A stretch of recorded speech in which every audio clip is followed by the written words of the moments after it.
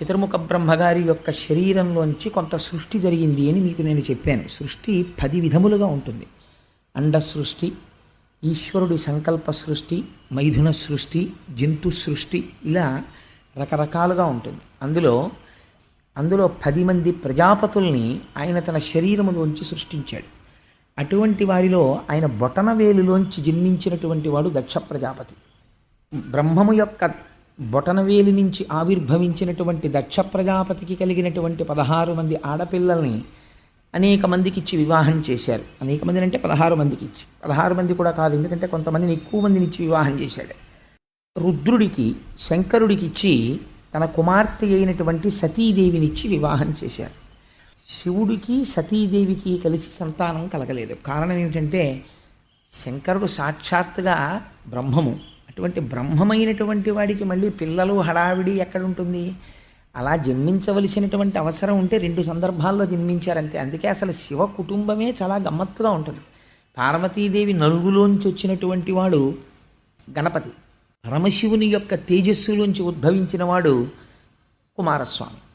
వాళ్ళిద్దరి యొక్క లౌకికమైన మైథున సంబంధమునకు సంతానం ఉండదు. ఎందుచేత అంటే వాళ్ళు పరబ్రహ్మస్వరూపులు కనుక. అటువంటి తత్వము కలిగినటువంటి శంకరుడు, దక్ష ప్రజాపతి చాలా అనుకూలంగా, చాలా సంతోషంగా ఉండేవారు. అలా ఉంటున్నటువంటి సందర్భంలో ఒకానొకప్పుడు ప్రజాపతులందరూ కలిసి సత్రయాగం చేశారు. మీకు సత్రయాగం అంటే ఏమిటో మొట్టమొదటి రోజున చెప్పాను. ఎవరైతే ఋత్విక్కులుగా ఉంటారో వాళ్ళే యజమానులుగా కూడా ఉండేటటువంటి ఆ యాగమునకు సత్రయాగమని పేరు. అటువంటి సత్రయాగం చేస్తున్నారు ప్రజాపతులు. చేస్తుంటే అక్కడికి చతుర్ముఖ బ్రహ్మగారు కూడా వెళ్ళారు. బ్రహ్మగారు కనపడితే అందరూ కూడా నమస్కారం చేస్తారు. ఎందుచేత అంటే ఆయన సృష్టికర్త, పెద్దవాడు ఇంటికి. అలా చతుర్ముఖ బ్రహ్మగారు సృష్టికర్త. అందుచేత ఆయన పేరు చెప్తే గౌరవిస్తారు, ఆయన కనపడితే గౌరవిస్తారు. తప్పించి బ్రహ్మగారు అవమానపడ్డమన్నది ఉండదు. అందుచేత చతుర్ముఖ బ్రహ్మగారు వెళ్ళి అక్కడ కూర్చుంటే అందరూ లేచి నిలబడ్డారు, చాలా సంతోషించారు, కూర్చున్నారు. ఆ సభలో పరమశివుడు కూడా ఉన్నాడు. మనకి ఘోరమైనటువంటి పాపాల జాబితాలో కొన్ని చెప్తారు. అందులో చాలా ఘోరాతి ఘోరమైనటువంటి పాపాలు శిశుహత్య, బ్రహ్మహత్య, భ్రూణహత్య, సురాపానం, ఆ తర్వాత గురుతల్పగతుడు కావడం. సరే, అటువంటి మహాపాతకములు ఉంటాయి కొన్ని. అందులో ఒకటి ఏమిటంటే చాలా భయంకరమైన పాపం యజ్ఞధ్వంసం. యజ్ఞాన్ని ధ్వంసం చేయకూడదు. కానీ శంకరుడు ఒక యజ్ఞాన్ని ధ్వంసం చేశాడు. అదే దక్షయజ్ఞ ధ్వంసము అంటారు. దక్షయజ్ఞ ధ్వంసం చేస్తే దానికి బ్రహ్మరథం పట్టారు వ్యాసుల వారు, దానికి బ్రహ్మరథం పట్టారు పోతన గారు. అదేమిటండి యజ్ఞధ్వంసం? అసలు గొప్ప కథ ఎందుకు అవుతుంది? దాన్ని భాగవతంలో రాయడం ఏమిటి? దాన్ని మనం వినడం ఏమిటి? అది చెప్పుకోవడం ఏమిటి? దానివల్ల పుణ్యం వస్తుందా, పాపం వస్తుందా? అంటే ఇది నువ్వు వింటే ఎంత గొప్ప ఫలితం వస్తుందో ఆఖరణ చెప్తారు. యజ్ఞధ్వంసం అనేటటువంటిది వచ్చి ఒక పెద్ద అధ్యాయం కింద, ఒక పెద్ద కథ కింద, ఒక వినవలసిన విషయం కింద మారిపోయింది. అది ఎలా జరిగిందో చూడండి. సరసిజ గర్భ అంటే బ్రహ్మగారు సభలో కూర్చునున్నారు. కూర్చునుండగా ఆ సభలో కూర్చున్నటువంటి వాళ్ళెవ్వరూ కూడా సామాన్యులైనటువంటి వాళ్ళు కారు. అందులో ఋషులు కూర్చున్నారు, ప్రజాపతులు కూర్చున్నారు, అందరూ కూర్చునున్నారు. అందరూ కూర్చునుండగా అప్పుడు ఆలస్యంగా సభలోకి దక్ష ప్రజాపతి వచ్చారు. దక్ష ప్రజాపతి వస్తుంటే ఎలా ఉన్నాడో పోతన గారు చెప్పారు. సూర్యుడు భూమండలం మీదకి దిగిపోయి దొర్లి వస్తే, నడిచి వస్తే ఎలా ఉంటుందో అలా ఉన్నాడు. అంతటి తేజోమూర్తి. ఆయన కత్తి చేత కూడా నరకబడడం, అంతటి మంత్రభూయిష్టం శరీరం అయింది. అందరూ దక్షుణ్ణి చూడగానే, అంటే ఆ తేజస్ అటువంటిది. ఇదేదో మనం గౌరవించవలసినటువంటి వ్యక్తి, సామాన్యుడు కాడు. కాబట్టి వెంటనే లేచిపోదామని అందరూ లేచి నిలబడ్డారు. 2 మాత్రం లేవలేదన్నారు. ఎవరా లేవని వాళ్ళు? పితామహ అంటే పితామహుడు అంటే బ్రహ్మగారు లేవలేదు. భర్గులు తక్క ఎందరున్. శంకరుడికి ఒక చిత్రమైన నామం వేసేశారు పోతన గారు. శివుడు అనలేదు, శంకరుడు అనలేదు, రుద్రుడు అనలేదు, భర్గుడు అన్నాడు. అసలు దక్షయజ్ఞ ధ్వంసం అంతా ఈ నామంలో ఉంది రహస్యం. భర్గుడంటే ఎవరు? శివుడి యొక్క అష్టమూర్తి తత్వంలో ఆయనకి భర్గ అని ఒక నామం. భర్గ అంటే తేజస్వరూపమైనటువంటి వాడు. అంటే మనం భా అంటుంటాం, భాష. ఆత్మ తేజస్వరూపం. ఆ ఆత్మ వస్తువు ఏదైతే ఉందో ఆ ఆత్మస్వరూపి అయి పరబ్రహ్మస్వరూపుడైనటువంటి వాడు. ఆ భర్గనామాన్ని ఉచ్చరించినంత మాత్రం చేత ఏమవుతుందో తెలుసా అండి? మనలో ఉండేటటువంటి అజ్ఞానం అనేటటువంటి చీకటి తొలగిపోతుంది. అంత గొప్ప నామం ఆ భర్గనామం. అందుచేత అజ్ఞానమును పోగొట్టేటటువంటి స్వరూపం ఉన్నవాడు. అజ్ఞానమును పోగొట్టేటటువంటి వాడికి అజ్ఞానం ఎందుకుంటుంది? కాబట్టి ఆయనకి రాగద్వేషాలు ఉండవు. మా మామగారు, ఈయన బ్రహ్మగారు, ఈయన ఇంకోడు, ఇవేం ఉండవు ఆయనకి. ఆయన అంతటా బ్రహ్మమును చూసి తనలో తాను రమించిపోతూ ఉంటాడు. ఈ బ్రహ్మాండమంతటా నిండిపోయి ఉంటాడు. నిండిపోయి ఉన్నవాడి మీద చంద్రరేఖ ఉంటుంది. ఆ చంద్రరేఖలో వచ్చి అమృతం పడుతూ ఉంటుంది. ఆ పడినటువంటి అమృత ధారల చేత తడిసిపోయి ఉంటాడు. ఆయన ఎంత చల్లగా ఉంటే మనందరం అంత చల్లగా ఉంటాం. అందుకే శివలింగానికి ధారాపాత్ర కట్టి ఓ దర్భ పెట్టి తడిసిపోయేటట్టు ఉంచుతారు. శివలింగం పొడిగా ఉండకూడదు. అభిషేకం మొదలు పెడితే మాత్రం పువ్వు బోర్లించి చెయ్యాలి. అందుకని అలా ధారాపాత్ర నుంచి నీరెప్పుడు పడుతూనే ఉంటుంది శివలింగం మీదకి. అంత చల్లగా ఉంటాడు ఆయన. ఆయన చల్లగా ఉంటే మనం చల్లగా ఉంటాం. అటువంటి వాడు మహాజ్ఞాని. ఆయన్ని తలుచుకుంటే చాలు జ్ఞానం ఇస్తాడు. అటువంటి శంకరుడు ఇప్పుడు అసుర సంధ్య వేళలో వెడుతూ ఉంటాడు ఆకాశ మార్గంలో. అందున వెళ్ళేటప్పుడు భూమండలం మీద ఆయన ఎక్కడ దిగడు. ఆయనకు అదొక లక్షణం ఉంది. శంకర భగవత్పాదులు ఒక చోట అంటారు, ఎక్కడ దిగుతాడంటే ఒకే ఒక్క చోట దిగుతాడు భారతఖండంలో.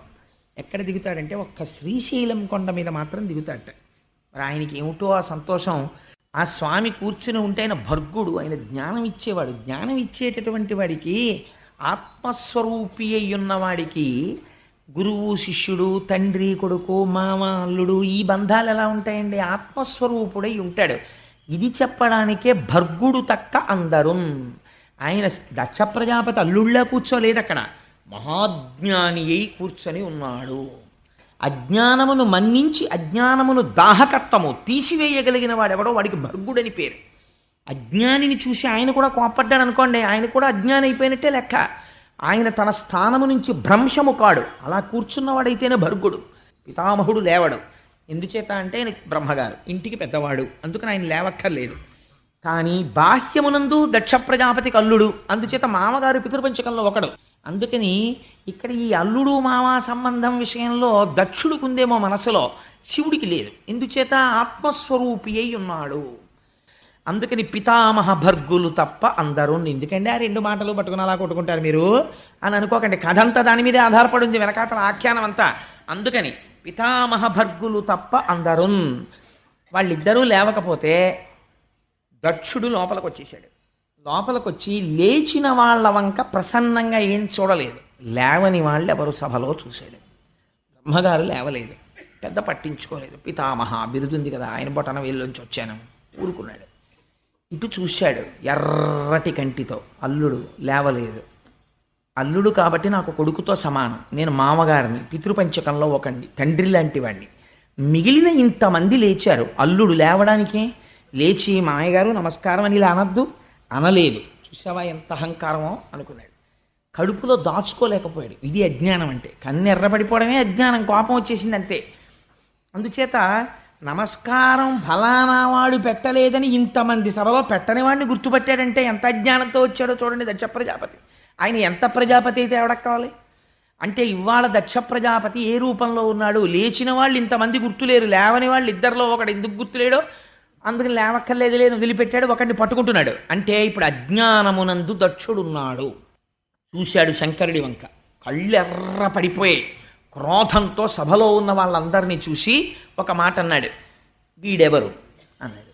అంటే వాళ్ళు ఆశ్చర్యపోయారు. ఇదేమిటి అల్లుడు కదా, ఎవరంటాడేమిటి, కాళ్ళు కడిగి కన్యాదానం చేశాడు, వీడెవరు అని అడుగుతాడేమిటి అని. శివుడు నవ్వుతూ కూర్చున్నాడు. అర్థమైంది, ఓహో నమస్కారం పెట్టలేదు కదా, కోపం వచ్చింది. అంటే పాపం వాళ్ళు లేచి అన్నారు, శివుడండి అన్నారు. ఆ మాట అనేటప్పటికి ఇంకా సర్రం అన్నాడు, శివుడా అన్నాడు. శివుడు అంటే మంగళములను ఇచ్చువాడు అని అర్థం. ఆయన ఎప్పుడు మంగళములని చేస్తాడు, అమంగళం చెయ్యడం ఆయనకి చేత కాదు, అసలు ఆయన చెయ్యడు.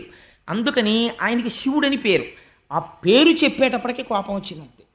ఆయన అన్నాడు, ఎవడరా వీడిని శివుడని పిలిచినవాడు, వీడు శివుడా? అనయము లుప్త క్రియాకలాపుండు. లుప్త క్రియాకలాపుండు అంటే అసలు ఏ పని చేయనివాడు. ఏమిటి కోపం, లేచి నమస్కారం పెట్టలేదు.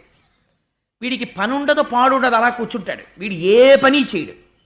అనయము లుప్త క్రియాకలాపుండు. మీరు చాలా జాగ్రత్తగా వినాలి. ముందు నేను తిట్లు చెప్పేస్తాను, ఎందుకంటే పోతన గారు అన్నారు, వ్యాసుల వారును, ఇది దక్షుని చేత పరమశివుని పట్ల క్రోధంబుతో చేసినటువంటి ఈ వ్యాఖ్య ఎందయో స్తోత్రంబై పరంగే అన్నారు. అది ఎలా జరిగింది అన్నది తర్వాత వివరణ చేస్తాను. ముందేమన్నాడంటే అనయము లుప్త క్రియాకలాపుండు. కోపం వచ్చేసింది అనుకోండి అల్లుడి గారి మీద, పనా పాడ అలా పురాణాలుగా పోతుంటాడు అంటాడు మామగారు. అందుకని అనయము లుప్త క్రియాకలాపుండు, వీడికేం పని పాడు లేదు. మానహీనుండు, వీడికి మానం మర్యాద ఏం లేవు. ఎందుకని? ఆయన దిగంబరుండు, బట్టకట్టుకోడు. మానహీనుండు, మర్యాద లేనివాడు. ఇక్కడ బయటపడిపోయాడు స్పష్టంగా. ఏమిటి మర్యాద? తనకి దండం పెట్టలేదు. అందుకని మానహీనుండు, మర్యాద లేనివాడు. అక్కడతో ఊరుకున్నాడా? ఊరుకోలేదు. మత్త ప్రచారుండు, ఎప్పుడు మదించినటువంటి వాడు ఎలా ఉంటాడో, పిచ్చాడు అలా తిరుగుతుంటాడు. మత్త ప్రచారుండు, ఉన్మత్త ప్రియుండు, పిచ్చి వాళ్ళందరినీ వెంటేసుకు తిరుగుతుంటాడు. అలాంటి వాళ్ళంటే వీడికి ఇష్టం. ఉన్మత్త ప్రియుండు, దిగంబరుండు, బట్టే కట్టుకోడు. దిగంబరుండు, భూత ప్రేత పరివృతుండు, ఎప్పుడు చుట్టూ భూతాల్ని, ప్రేతాల్ని, పిశాచాల్ని పెట్టుకు తిరుగుతాడు. భూత ప్రేత పరివృతుండు. ఉన్మత్తన తామస ప్రమద గణ నాథుండు, తామసమైనటువంటి ప్రమదగణాలకన్నింటికీ కూడా నాథుడై ఉండేటటువంటి వాడు. భూతిలిప్తుండు, శ్మశానంలో కాలినటువంటి శవానం యొక్క బూడిదని తీసి ఒంటికి రాసుకుంటాడు. భూతిలిప్తుండు. అస్థిభూషణుండు, ఆ శవం కాలిపోయిన తర్వాత ఉన్న ఎముకలు తీసి దండ కొట్టుకుని మెళ్ళలో వేసుకుంటూ ఉంటాడు. భూతిలిప్తుండు, అస్థిభూషణుండు. అక్కడతో ఊరుకున్నాడా? నష్ట శౌచుండు, అసలు వీడికి శౌచమే లేదు. అంతమునందు లేదు, బాహ్యమునందు లేదు, రెండింటి యందు శౌచం లేదు. నష్ట శౌచుండు. దుష్ట హృదయుండు, మంచి హృదయం కాదు, చాలా దుష్టమైనటువంటి హృదయం ఉన్నవాడు. నష్ట శౌచుండు, దుష్ట హృదయుండు. ఉన్మత్తనాథుండు, పిచ్చాళ్ళందరికీ వీడి నాయకుడు. ఉన్మత్తనాథుండు. ఉగ్ర పరేత భూ నికేతనుండు, శవాలన్నింటినీ ఎక్కడ కాలుస్తారో, అందరూ ఎక్కడికి వెళ్ళడానికి భయపడతారో అటువంటి శ్మశానంలో తిరిగేవాడు. ఉగ్ర పరేత భూ నికేతనుండు. వితత స్రస్త కేశుండు, జుట్టు దువ్వుకోవడమే చేత కాదు, ఎప్పుడు జడలు కట్టేసి పెద్ద జటాజూటం ఒకటి కట్టుకు తిరుగుతుంటాడు. వితత స్రస్త కేశుండు, లేదా ఇలా చిమ్ముకుని విరజిమ్ముకుని తిరుగుతుంటాడు. అందుకని వితత స్రస్త కేశుండు. అశుచి, అసలు చూస్తేనే భయం వేస్తుంది, ముట్టుకో బుద్ధి ఏదో, అమంగళకరుడు. అశుచి అయిన ఇతనికి శివుడను ప్రమాదమెట్లు కలిగే. ఇతనికి శివుడని పేరు ఎవరు పెట్టారు? ఎలా మంగళకరుడు. వీణ్ణి పట్టుకుని శివుడని పిలిస్తే నాకేమని పిలుస్తోందో తెలుసా? అశివుడైన ఇతనిని శివుడని పిలుచుట వేదంబు శూద్రునికిచ్చినట్లు. యజ్ఞోపవీతం లేనివాడికి, ఉపనయన సంస్కారం జరగని వాడికి, స్వరం తెలియని వాడికి వేదం పట్టుకెళ్ళి ఇచ్చినట్టుంది వీడిని శివుడని పిలవడం. ఎవడు పిలిచాడు వీడిని శివుడని అన్నాడు? ఎంత దారుణంగా మాట్లాడాడో చూడండి. అంత భయంకరమైన శివనింద చేశాడు. ఇదంతా చేస్తున్నప్పుడు శంకరుడు ఏం చేస్తున్నాడు అంటే చాలా సంతోషంగా నవ్వుతూ కూర్చున్నట్టే కుర్చీలో. ఈయన మాత్రం చాలా తిట్టేశాడు. తిట్టేసిన తర్వాత కోపం ఆగుతుందండి. అయితే నేను ఇక్కడ ఒక్క మాట చెప్పాలి. ఆయన పాపం నవ్వుతూ కూర్చున్నాడు, భర్గుడు కాబట్టి ఈయనకి ముచ్చులా కనపడుతున్నాడు ఆయన మాట్లాడ్డని. ఈయన చేసినటువంటి స్తోత్రం ఎలా అయింది? ఇదొక విచిత్రమైన విషయం. అనయము లుప్త క్రియాకలాపుండు. దీన్నే పార్వతీదేవితో తర్వాత చెప్తాడు శంకరుడు. లుప్త క్రియాకలాపుండు అంటే మనకి రెండు మార్గములు ఉంటాయి. ఒకదాన్ని ప్రవృత్తి మార్గం అంటారు, ఒకదాన్ని నివృత్తి మార్గం అంటారు. ప్రవృత్తి మార్గం అంటే ఏదో ధన సంపాదన చేసుకోవడం, సంసారాన్ని పోషించుకోవడం, కుటుంబంతో ఉండడం, కర్మకాండ చేస్తూ ఉండడం, ఈ పూజ చేస్తూ ఉండడం, ఆ పూజ చేస్తూ ఉండడం, ఇలాంటి వాటన్నింటినీ కలిపి ప్రవృత్తి మార్గం అంటారు. అది కూడా కామ్యకర్మ, నాకేదో శుభం జరగాలని చేస్తూ ఉంటాడు. నివృత్తి మార్గం అని ఉంటుంది. నివృత్తి మార్గంలో తాను ఏమీ చేయడు. బ్రహ్మమును తెలుసుకొని జ్ఞాన మార్గంలో తాను బ్రహ్మమును తెలుసుకొని బ్రహ్మయై బ్రహ్మవిత్ బ్రహ్మైవ భవతి. బ్రహ్మమును తెలుసుకున్నవాడు బ్రహ్మమే అవుతాడు. ఈశ్వరుణ్ణి సర్వకాలముల యందు ఇక్కడ లోకమంతటా దర్శనం చేస్తూ ఉంటారు. అలా ఉండగలిగినటువంటి మహాపురుషులు ఎవరుంటారో వారిని నివృత్తి మార్గమునందున్నవారు అంటారు. కాబట్టి ఇప్పుడు ఏమైంది? లుప్త క్రియాకలాపుండు అన్నది దక్షుడు నిందించడానికి ఉపయోగించాడు. కానీ అది ఏమైంది? శివుడి పట్ల స్తోత్రం అయిపోయింది. అనయము లుప్త క్రియాకలాపుండు మానహీనుండు. మానహీనుడంటే ఎవరు? మానహీనుడు ఏమిటంటే ఆయన ఇప్పుడు అలా ఉంటారు, తలకాయ దూకోరు సరిగ్గాను, లేకపోతే ఎప్పుడు బోడిగుండు, లేకపోతే ఎప్పుడు అలా తిరుగుతుంటాడు, ఆయన పంచి చిరిగిపోయి ఉంటుంది, ఆయన చొక్కా చిరిగిపోయి ఉంటుంది, బయటవాడికి అలా కనిపిస్తుంది. కానీ ఆయన మానహీనుడు కాడు, ఆయనకి దేహభావన లేదు. కాబట్టి ఇప్పుడు మానహీనుడు అన్న దక్షుడు వాడిన మాట ఈశ్వరుడి పట్ల స్తోత్రమైంది. మర్యాద లేనివాడు. మర్యాద అన్నది ఎప్పుడు ఇస్తారు? నిన్నటి రోజున మీరు విన్నారు, పరీక్షిత్ వచ్చాడు, మహానుభావుడైన తపస్సు చేసుకుంటున్నాడు శమీక మహర్షి. ఎప్పుడు మర్యాద ఇస్తారు? ఎవరో వచ్చారు, తలుపు కొట్టారు, లోపలికి వచ్చారు, ఇది పైకి భావన ఉంటే మీరు అవతల వారికి మర్యాద ఇస్తారు. అసలు ఇంద్రియములేవీ పని చేయకుండా అంతటా ఒక్క బ్రహ్మమే కనపడుతున్న వాడికి రెండో వస్తువు ఎక్కడి నుంచి కనపడుతుంది? ఇంకోళ్ళు వచ్చారని చెప్పడానికి. ఉన్నదొక్క బ్రహ్మమా, బ్రహ్మమునందు రమించిపోతున్నాడు ఆయన. ఇప్పుడు ఆయనకి మర్యాద లేనివాడు అని మీరు ఎలా అంటారంటే బ్రహ్మమునందు రమిస్తున్నవాడు కాబట్టి ఇప్పుడు ఆయనకి మర్యాద అన్నమాట వర్తించదు. కాబట్టి స్తోత్రం అయింది.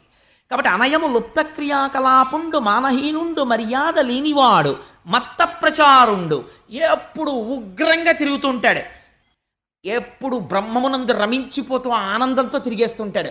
వెర్రి ఆనందంలో ఉన్నాడు అనుకోండి, వాడు పిచ్చాళ్ళే ఉంటాడు. అందుచేత శంకరుడు బ్రహ్మానందమును పొందుతున్నవాడు, ఆత్మయందు స్థితిగతుడు, ఆత్మస్వరూపి. ఇంత పిసరు కల్తీ అందులో ఉండదు. కాబట్టి ఇప్పుడు ఆయన నిర్గుణ చైతన్యమై ఉన్నాడు, లింగస్వరూపి అయి ఉంటాడు. అందుకని ఆయన ఎలా ఉంటాడు? మత్త ప్రచారుండు, ఉన్మత్త ప్రియుండు. ఇదో విశేషణం వేసి పారేశాడు. పెచ్చాళ్ళకి ఇష్టం రా నువ్వంటే, మామూలు వాళ్ళు ఎవరు నేను ఇష్టపడరా అన్నాడు.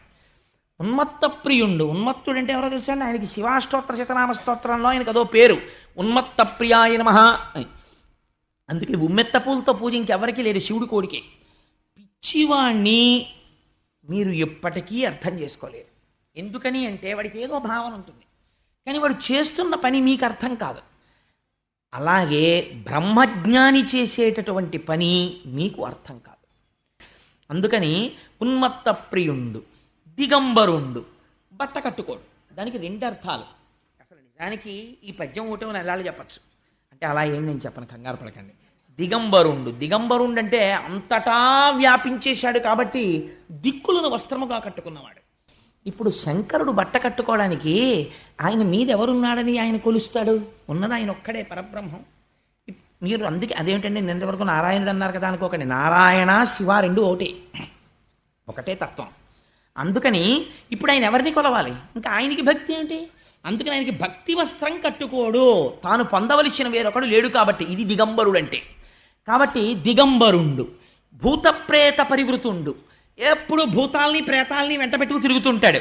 మీరు ఒకటి బాగా ఆలోచించండి. సాధారణంగా శివుణ్ణి నింద చేసేవాళ్ళు ఈ మాట అంటుంటారు, పిశాచాల్ని వాటిని పెట్టుకు తిరుగుతుంటాడని. ప్రపంచంలో భూతాలు ప్రేతాలు అవి కూడా జీవులే, అవి కూడా సృష్టిలో ఉన్నవే. మరి అవి ఎవరిని ఆశ్రయించి మళ్ళీ మంగళత్వాన్ని పొందుతాయి అంటే అరమరికలు లేకుండా. అందుకే జగత పితరౌ వందే పార్వతీ పరమేశ్వరౌ అని పేరు. భూత ప్రేతాలకి కూడా తన ఆశ్రయమై ఉంటాడు.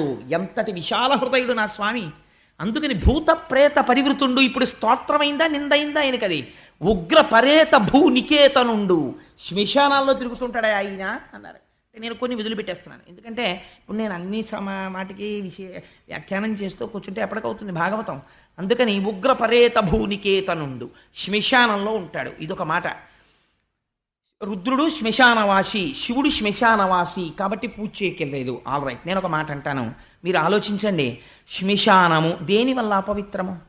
శవాలు పెడతాయి కాబట్టి అమంగళము. ఒకవేళ శవాలు వెళ్ళినది అమంగళమైతే, శవమున్న ప్రదేశము అమంగళమన్నది యథార్థమైతే ఈ భూమండలమంతా శ్మశానమే. నేను ఇలా అంటాను. శ్మశానంలో చచ్చిపోయాడా, ముందు ఇంట్లో చచ్చిపోయాడా? ఇంట్లో చచ్చిపోయి శ్మశానానికి వెళ్తున్నాడు, హాస్పిటల్లో చచ్చిపోయి శ్మశానానికి వెళ్తున్నాడు. చావన్నది వచ్చింది శ్మశానంలో కాదు, ఇక్కడ వచ్చింది. పిండాండము బ్రహ్మాండములో కలిసిపోతున్న పవిత్ర ప్రదేశం శ్మశానం. మరణం వచ్చింది ఇక్కడ వచ్చింది, నీ ఇంట్లో వచ్చింది, హాస్పిటల్లో వచ్చింది, కారులో వచ్చింది, బస్సులో వచ్చింది, రైల్లో వచ్చింది. శ్మశానంలో మృత్యు ఎవరికీ రాలేదు. శ్మశానవాసి అంటే అర్థం ఏమిటంటే చచ్చిపోయిన తర్వాత అందరూ వదిలేస్తారు. నావాడన్నవాడు ఒక్కడు రాడు. జీవుడు నా భార్య అంటాడు. దుఃఖమహాంబుధి సొచ్చుపత్నియం. ఆయన ఆఖరి ఊపిరి అయిపోతుంటే, ఎగ ఊపిరి వచ్చేస్తుంటే గుండెలు బాదుకుంటూ ఏడుస్తూ నిలబడిపోతుంది అంతే ఆవిడ. ఏం చేయగలదు అంతకన్నా? కొడుకు ఎక్కడి వరకు వస్తాడు? శ్మశానం వరకు వచ్చి అంచేష్టి చేసేస్తాడు. వాడు తిరిగి వెళ్ళిపోతాడు. 11వ రోజున బట్టలు పెట్టుకొచ్చి బావమరిది పెట్టేస్తాడు. అప్పుడు ఇంకా తోడొచ్చేవాడు ఎవడన్నా ఉంటే, నీకేం భయం లేదు నాన్న, ఇంత పుణ్యం చేశావే, జీవితంలో ఒక్కసారి శివా అన్నావు, అలా అన్నందుకు ఇది విడిచిపెట్టి వెళ్ళిపోయేటప్పుడు నీకు తోడుగా నేనున్నాను అని చెప్పడానికి నేనున్నానని అక్కడ తానున్నాడు. ఎవ్వరూ రాక అందరూ వదిలేసిన చోట నా స్వామి అండగా ఉండి చెయ్యి పట్టుకుంటున్నాడు. ఇది బంధుత్వమా, రక్షకత్వమా, ద్రోహబుద్ధ? ఆయనకి అమంగళత్వం అంటగడతావా? ఎంత సాహసం నీకు! అలాగైతే మంగళత్వము అమంగళత్వము ప్రపంచం అంతా ఉంది. ప్రపంచంలో జీవులు చచ్చిపోని ప్రదేశం ఒకటి నాకు చూపించండి, అప్పుడు దేశమంతా శ్మశానమే. కాబట్టి మొత్తం భూమండలం అంతా అమంగళం అయి ఉండాలి. లేదా అది అమంగళం కాకపోతే ఇదంతా అమంగళం కాకుండా ఉండాలి. ఏదో ఒక మాట ఉంటుంది అంతే తప్ప అది అమంగళం ఇది సుమంగళం అని నువ్వు అనకు. ఇది ఎలా మంగళం అవుతుంది? అంతా అమంగళమే అలాంటప్పుడు, ఎందుకంటే అన్ని చోట్ల చచ్చిపోతున్నారు కాబట్టి. కాబట్టి ఇప్పుడు ఏమైంది? ఉగ్ర పరేత భూనికేతనుండు, ఆయనంత ఔదార్యం ఉన్నవాడు, ఆయనంత రక్షకుడు ఎక్కడున్నాడు? ఇది తండ్రితనం అంటే. తండ్రి ఎప్పుడొస్తాడండి? ఎవ్వరూ రానటువంటి స్థితిలో కష్టంలో పడిపోయి ఉంటే వచ్చేవాడు ఎవరో తెలుసా అండి? తండ్రి ఒక్కడే. నా స్వామి రుద్రభూమిలో ఉంటాడంటే అది కారణం. అయ్యయ్యో ఇంత శరీరం ఇచ్చాను రా, ఏమీ చేయలేకపోయాడు, పోన్లే నేనున్నాను నాన్న బెంగెట్టుకోకోసారి కనపడదామని అక్కడ ఉంటాడు ఆయన. ఎంత మంగళప్రదుడండి ఆయన. ఉగ్ర పరేత భూనికేతనుండు వితత స్రస్త కేశుండు. జుట్టు విరబోసుకుని ఉంటాడని తిట్టాడు, కానీ అందులో ఒక గొప్ప శబ్దం ఉంది. కపర్దీ అని ఆయనకి పేరు. ఆయన పెద్ద జటాజూటంతో ఉంటాడు కాబట్టే గంగని పెట్టాడు. లేకపోతే గంగ ఎక్కడి నుంచి వస్తుంది? సగరపుత్రులు ఎలా తరిస్తారు? అటువంటి వాడు, ఆ వ్యోమకేశుడైనటువంటి వాడు ఎవరున్నాడో మీకు ఒక మాట చెప్పనండి. తీర్థయాత్ర చేసేటప్పుడు తీర్థయాత్ర ఫలితములు మీకు రావు. ఎందుకో చెప్పనా? మీరు ఒక నదీ స్నానానికి ఎడతారు, నేను స్నానం చేశాను అనుకుంటారు, మీకు ఆ ఫలితం ఇవ్వరు. ఎందుకు ఇవ్వరంటే నదీ స్నానం చేసేటప్పుడు నియమం ఉంది. ఒక మంత్రం చెప్తూ గట్టునున్న ఇసుక తీసి నదిలోకి విసిరి స్నానం చేయాలి. మనందరం కాకి స్నానం చేస్తాం, సంకల్పం లేని స్నానం చేస్తాం. కాబట్టి ఇలా మీరు స్నానం చేసి ఒడ్డుకు రాగానే ఫలితాన్ని అక్కడ ఒక కుర్చీ తిరుగుతుంటుంది. బ్రహ్మగారు సృష్టించిన కుర్చీ కళ్ళకి కనపడదు, అది తింటుంది, ఆ పుణ్యాన్ని తిని బతుకుతూ ఉంటుంది. దానికి అదే పని, నదిలో ఒడ్లని తిరుగుతూ ఉంటుంది. అది పుణ్యం రాకుండా మీ పుణ్యాన్ని తినేసేటటువంటి కృత్య మీరు నదులలో స్నానం చేసినప్పుడు మీకు ఆ శ్లోకాలు తెలియవు, మీకు ఆ మంత్రాలు తెలియవు. తెలియకపోయినా మీరు ఒక క్షేత్రాన్ని దర్శనం చేసి విడిచిపెట్టేసే ముందు కపర్దీ అన్నారనుకోండి, శంకరుడి జటాజూటం తలుచుకుని నమస్కారం చేస్తే మీరు వెళ్ళినటువంటి ఆ క్షేత్ర ఫలితమును కృత్యం ముట్టుకోలేదు, మీ పుణ్యం మీకే ఉంచుతాడు. ఇప్పుడు ఇది పవిత్రమా అపవిత్రమా? ఆయన జుట్టు ఇంతటి పవిత్రత కలిగినటువంటి జటాజూటం. కాబట్టి వితతస్రస్తకేశుండు అని ఇన్ని మాటలని ఆ కర్ణం ఒక మాట అన్నాడు, అశివుడు. అసలు శివుడు ఏమిటి అయినా? అశివుడు అన్నాడు. మంగళప్రదుడు కానివాడిలా పైకి కనపడతాడు, కానీ ఆయన చేసేవన్నీ మంగళాలే. పైకి అమంగళంగా కనపడతాడు, కానీ అన్నీ మంగళప్రదమైన పనులే చేస్తాడు. అశివుడైన ఇతనికి శివుడను ప్రమాదమెట్లు కలిగే అని ఇన్ని మాటలంటే నిజంగా మంగళం చేసేవాడే కాబట్టే, అంత మహాజ్ఞాని కాబట్టి. ఇన్ని అన్న తర్వాత తిరగబడిపోయాడు అనుకోండి శివుడు కూడా, అప్పుడు ఇంకా మీకు శివుడిని పట్ల నింద స్తోత్రం ఎలా అవుతుంది? అందుకే ఆయన ఏమీ అనలేదు, అలా నవ్వుతూ కూర్చున్నాడు అంతే. దూషణ భూషణ రెండూ ఒక్కలాగే ఉంటాయి వాళ్ళకి. అలా ఉండగలగడం చాలా గొప్ప విషయం అండి. దీనుల ఎడల దీనులు ఒక ఎక్స్ట్రీమ్, తనని ద్వేషించి మాట్లాడేటటువంటి వారి పట్ల, ఇద్దరి పట్ల, పూజనీయత పట్ల, దీనుల పట్ల ఏకకాలమునందు సమానంగా ఉండగలిగినటువంటి లక్షణము కేవలము బ్రహ్మమునకు ఉంటుంది, బ్రహ్మమును అనుభవించిన వాడికి ఉంటుంది. ఇదో చిత్రమైనటువంటి విషయం. ఎందుకంటే ఎప్పుడో రమణాశ్రమంలో రమణులకు ఏదో ఉత్సవం చేసినప్పుడు ఇప్పుడు పెద్ద పెద్ద వాళ్ళందరూ వచ్చి ముందు భోజనం చేస్తారని అనౌన్స్ చేశాడు ఆశ్రమం సెక్రటరీ గారు. అదేంటి బైరాగులు వాళ్ళు బయట కూర్చున్నారు భోజనానికి, బైరాగులకి తర్వాత పెడతారు, ముందు పెద్దవాళ్ళందరూ భోజనం చేస్తారన్నారు. హైకోర్టు జడ్జీలకి పెద్ద పెద్ద వాళ్ళకి పంక్తి వేశారు. వాళ్ళతో పాటు మొదటి వరుసలో రమణ మహర్షిని కూర్చోబెట్టాలని రమణులు లేరని వెతుకుతుంటే గేటు బయట బైరాగుల్లో ఈయన వెళ్ళి కూర్చునుంటే సెక్రటరీ గారికి ఎవరో చెప్పారు అక్కడ కూర్చున్నారండి ఆయనని. పరిగెత్తుకుంటూ వెళ్ళి దేవుడు భగవాన్ ఇక్కడ కూర్చున్నారన్నారు. బైరాగులకు తర్వాత అన్నారు కదా, అందుకని నేను ఇక్కడ కూర్చున్నానన్నారు.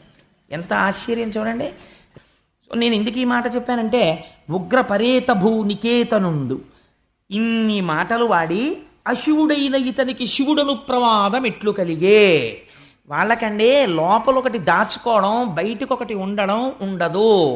ఎంత గోప్యం లేకుండా, ఎంత చక్కగా అరమరికలు లేకుండా కలిసిపోయి ఉంటారు. అలా ఉండడం ఒక్క బ్రహ్మజ్ఞానికి మాత్రమే సాధ్యమవుతుంది. అటువంటి శంకరుణ్ణి పట్టుకుని ఇన్ని మాటలు అన్నాడు. ఆయన ఏం మాట్లాడలేదు, కోపం వచ్చేసి అన్నాడు, ఇన్ని మాటలన్నా నువ్వు పలకలేదు, లేవలేదు, నమస్కరించలేదు, కాబట్టి నిన్ను శపిస్తున్నాను. ఇవ్వాల్టి నుంచి జరిగేటటువంటి యజ్ఞయాగాది క్రతువుల యందు నీకు హవిర్భాగము లేకుండుగాక అని శపించాడు. ఈశ్వరుడికి హవిర్భాగం లేనప్పుడు ఇంకా యజ్ఞం ఏమిటి, యాగం ఏమిటంటే అది యజ్ఞయాగాదులు అనిపించుకుంటాయి అవి, అదో అజ్ఞానం అంతే. కాబట్టి తన పరిధిని దాటిపోయాడు. దాటిపోయి నీకు యజ్ఞములందు హవిస్సునందు భాగము లేకుండుగాక అని శపించి అక్కడి నుంచి కదిలిపోయాడు. కదిలిపోయి మంచి వేగంతో విస్సురుగా లేచి ఇంటికి వెళ్ళిపోయాడు. వెళ్ళిపోతే అప్పుడు కూడా శంకరుడు ఏమనలేదు. అది విచిత్రం. ఇంత కోప్పడితే, ఇంత శపిస్తే ఏమీ అనలేదు, అలా ఊరుకున్నాడు. అగ్నిహోత్రానికి తగులుతుందండి. మీరు అగ్నిహోత్రంలోకి పట్టుకెళ్ళి దిక్కుమాలిన అగ్నిహోత్రాన్ని కొబ్బరి చెప్పు పెట్టి కొట్టారనుకోండి, కొబ్బరి చెప్ప కాలిపోతుంది అంతే. తప్పించి దానికేమవుతుంది? అది రగిలిపోతున్న బ్రహ్మం, అది దానికి శాపమేం తగులుతుంది? అది అర్థం చేసుకోలేకపోయాడు. తను పాడైపోతాడని తెలుసుకోలేకపోయాడు. అయిపోయింది. కానీ లోకంలో ఒక విచిత్రమైనటువంటి తీరుంటుంది. అసలు వాళ్ళు బాగానే ఉంటారు, అక్కర్లేని వాళ్ళకి లేనిపోనేటటువంటి భేషజాలు ఎక్కువగా ఉంటాయి. శివుణ్ణి దక్షుడు తిడుతుంటే భృగువుకి సంతోషం కలిగింది. భృగువుకి సంతోషం కలిగి ఆయనకి కొంచెం విష్ణుప్రీతి ఎక్కువ భృగువుకి.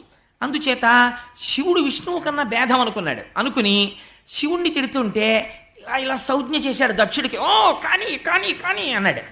ఇవన్నీ చూశాడు నందీశ్వరుడు. ఈయనకి శివుడంటే ఇష్టం, నందికి వాహనం కదండి. ఈయనకి కోపం వచ్చింది, ఎక్కడలేని కోపం. మా శంకరుణ్ణి పట్టుకుని ఇంతంత శాపాలు, ఇన్నిన్ని మాటలు అంటాడా, నేను శపిస్తున్నాను దక్షుణ్ణి. ఏమిటో తెలుసా? దక్షుడు ఇవ్వాల్టి నుంచి సంసారమునందు పడిపోవుగాక, భార్య యందు రమించుగాక, కామమునకు వశుడగుడుగాక, ఆహారము మధురమైన ఆహారమును తినడం, రకరకములైన ఆహారములు తినడమును ఎందు వ్యగ్రత కలుగుగాక, వేదము చేత ప్రతిపాదింపబడినటువంటి పూర్వభాగమునందున్న కర్మయందు లంపటుడగుగాక, దక్ష ప్రజాపతిని అనుసరించిన వాళ్ళకి కూడా కర్మలు తప్ప నివృత్తి మార్గమునందు ఆసక్తి కలుగుకుండుగాక, వారికి మోక్షము రాకుండుగాక, నిరంతరము కర్మ పుణ్యము, మళ్ళీ సుఖము, మళ్ళీ అనుభవించడం, మళ్ళీ జన్మ, ఇలా వాళ్ళు జన్మ చక్రమునందు తిరుగుతుందురుగాక అని ఇన్ని శాపాలు నందీశ్వరుడు ఇచ్చేశాడు. దక్షుడు ఎన్ని తిట్టాడో నందుడు ఎన్ని శాపాలు ఇచ్చాడు. ఎప్పుడైతే నందీశ్వరుడు ఇన్ని శాపాలు ఇచ్చాడో భృగువు కోపం వచ్చింది, ఆయన లేచాడు. ఎలా అయిపోతుందో చూడండి సమాజం, ఎలా అయిపోతుందో చూడండి ప్రపంచం. దక్షయజ్ఞం మనకి నేర్పుతుంది. ఇందులో అసలు విష్ణు స్వరూపం కానీ శివస్వరూపం కానీ ఏమైనా మాట్లాడుతున్నాయా? ఏమీ లేదు, నవ్వుతూ కూర్చున్నారు వాళ్ళు. ఆయన రాలేదు, ఈయన మాట్లాడలేదు. పోనీ నందీశ్వరుని సహభాష భలే చేసేవారో బాబు, నేనేం అనలేకపోయాను కానీ అనలేదు. అది విచిత్రం. ఆయన అలాగే ఉన్నాడంతే. ఈ భృగువు లేచాడు. లేచి అవని ధూర్జటి వ్రతులకు వారు ఎవరైతే ఈ భూమండలం మీద శంకరుడు యొక్క వ్రతాన్ని అవలంబిస్తారో అటువంటి వారు, వారిని అనుసరించడి వారలెవ్వారు వారు, అటువంటి వారిని అనుసరించి ఎవరు పెడతారో వారు తత్శాస్త్ర పరిబంధులైన వారు, అటువంటి వారు వేదమునందు విరక్తి కలిగి వేదమును దూషించి కర్మకాండని నిరసించి వారందరూ కూడా జడులై విభూతి పెట్టుకుని జటలు వేసుకుని ఉన్మత్తుల వలె భూమి మీద తిరిగెదరుగాక అని అవని పాషండుల ఎదరని శపించే, అంటే వేద విరుద్ధమైనటువంటి స్థితిని వాళ్ళు పొందుతారని ఆయన శాపం ఇచ్చాడు. భృగువు ఇటు శపించాడు, నందీశ్వరుడు అటు శపించాడు. సభలో పెద్ద కోలాహలం రేగిపోయింది. నవ్వుతూ లేచి శివుడు ఇంటికి వెళ్ళిపోయాడు. చిత్రం ఏమిటంటే ఒక్క మాట మాట్లాడలేదు. ఇంత గొడవ ఇంటికి వెళ్ళిపోయిన తర్వాత ఎవరు ఎదురొస్తారండి? సహజంగా పార్వతీదేవి ఎదురొస్తుంది. పార్వతీదేవి ఎదురొచ్చిన తరువాత శంకరుడు ఏమనాలి? ఇవాళ సభలో ఎంత అల్లరైందో తెలుసా, మీ నాన్నగారు నన్ను ఏమన్నారో తెలుసా అని జరిగిందంతా చెప్పాలి కదా పార్వతీదేవికి. ఆయన అసలు చెప్పలేడు. అంటే మామగారు ఇన్ని మాటలన్నా ఆయనకి లోపలికి వెళ్ళలేదు. ఆయన భక్తు భర్గుడు, ఆయనకి ఎందుకు ఎడుతుంది? ఆయనకి వెళ్ళలేదు. కానీ కొన్నాళ్ళు అయిపోయింది. దక్షుడు మాత్రం కక్ష వదిలిపెట్టలేదు. ఎలాగైనా సరే అవమానించాలి రుద్రుణ్ణి. ఎందుకు అవమానించాలి? నేను ఇన్ని మాటలు అన్నాను, కనీసం మా అమ్మాయికి వెళ్ళి చెప్పలేదు, మా అమ్మాయి ఫోన్ చేయలేదు, నాన్నగారు మీరు ఇలా అన్నారని. అంటే ఫోన్ చేయలేదంటే ఆ రోజుల్లో ఫోన్లు ఉన్నాయా అని కాదు, వాళ్ళ అమ్మాయి అన్నట్టు, వాళ్ళు బాధపడినట్టు, వాళ్ళు కొంచెం చిన్నబుచ్చుకున్నట్టు ఎవరూ చెప్పట్లేదు.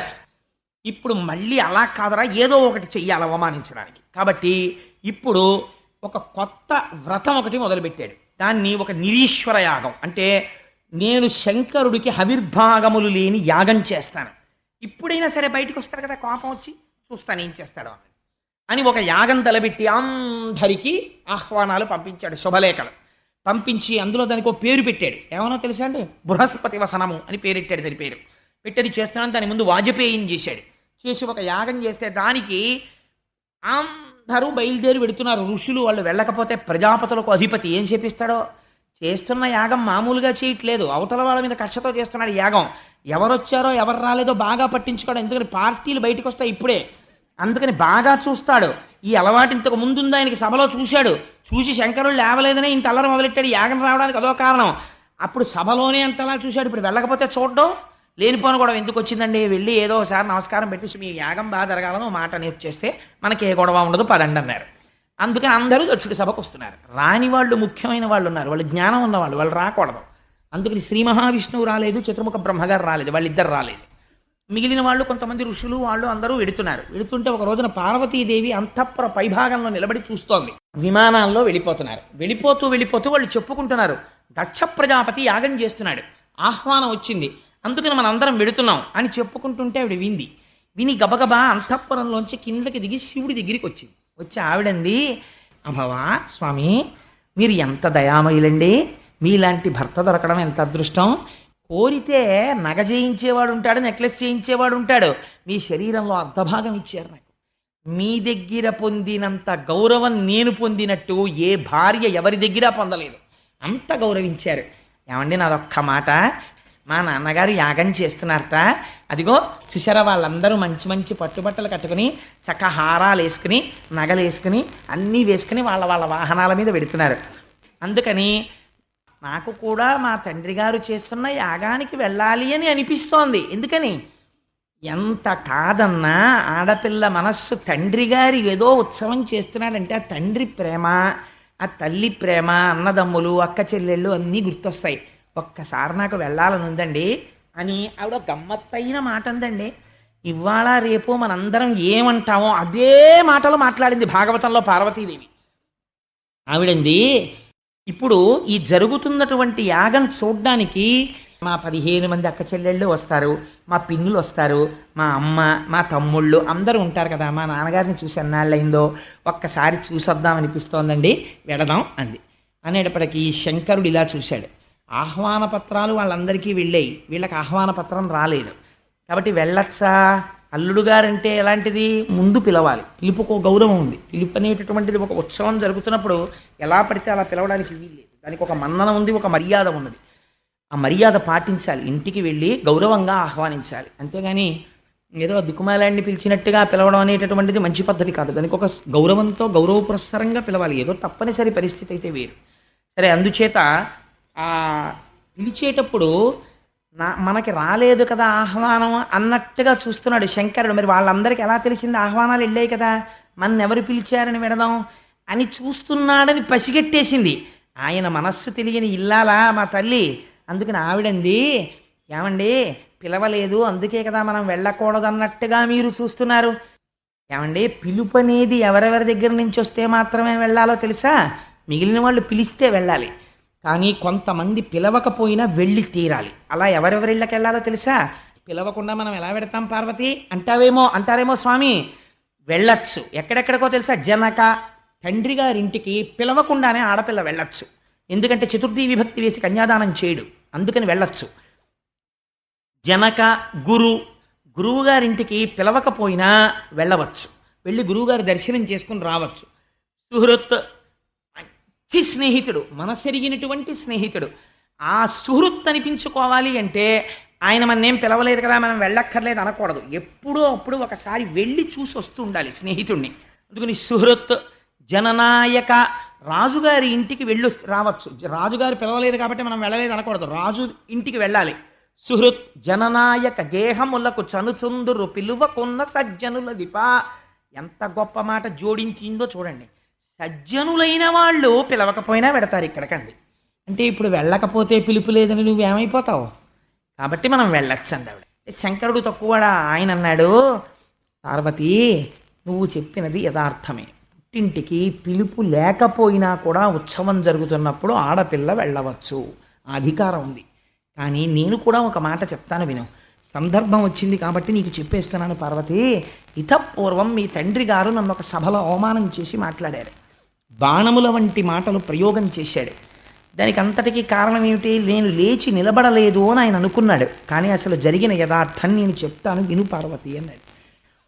దేహభ్రాంతి కలిగినటువంటి వాడు తను వస్తున్నప్పుడు తన శరీరమునకు నమస్కారం చెయ్యాలని కోరుకుంటాడు. కానీ ఆత్మస్థితిగతుడైనటువంటి వాడు అంతటా నిండి నిబిడీకృతమైనటువంటి వాసుదేవుడే లోపల నడిచొస్తున్నాడు అనుకుని ఆ బ్రహ్మమునందు రమిస్తున్నవాడు ఆ వాసుదేవ దర్శనం చేసుకుని అలాగే ఉండి ఆ వాసుదేవుడికే తన మనస్సులో నమస్కారం చేస్తాడు.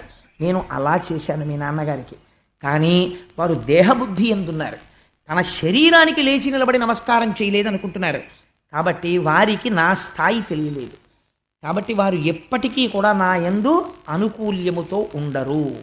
కాబట్టి ఇప్పుడు మనం విడితే ఏమవుతుంది, ఎలాగో అలా అవమానించాలి. అందుకని ఏం చేస్తారు, బొమ్మలు ముడులు వేయించి తలుపు తీసి అసలు పలకరించరు, అసలు మాట్లాడరు.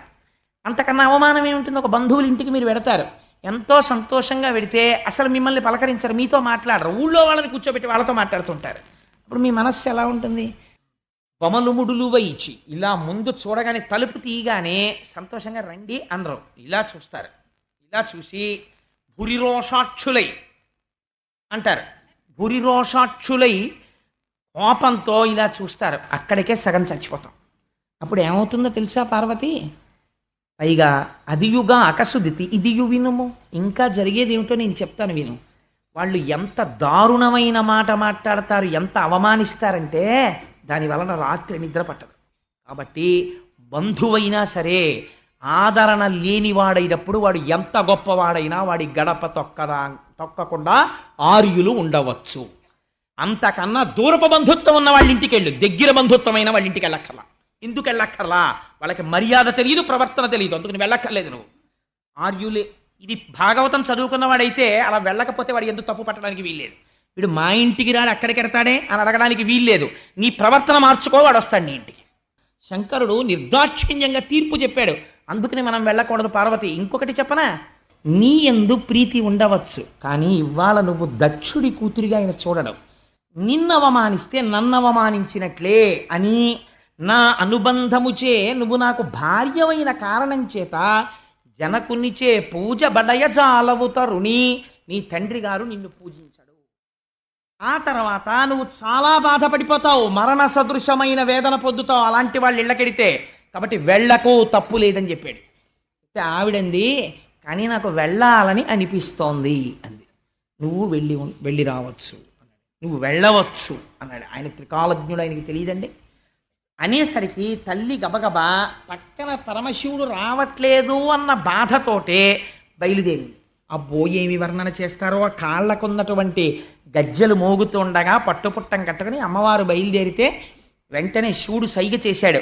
ప్రమథగణాలందరూ అమ్మవారు ఆడుకుంటూ వెళ్ళడానికి పూలబంతులు, మధ్యలో చూసుకోవడానికి అద్దాలు, పెట్లతో బంగారు ఆభరణాలు, చీనాంబరాలు అన్నీ పట్టుకుని అమ్మవారి వెనకాతల ఎందుకైనా మంచిదని రక్షణగా మణిభద్రుడితో కలిసి ప్రమథగణాలు బయలుదేరాయి.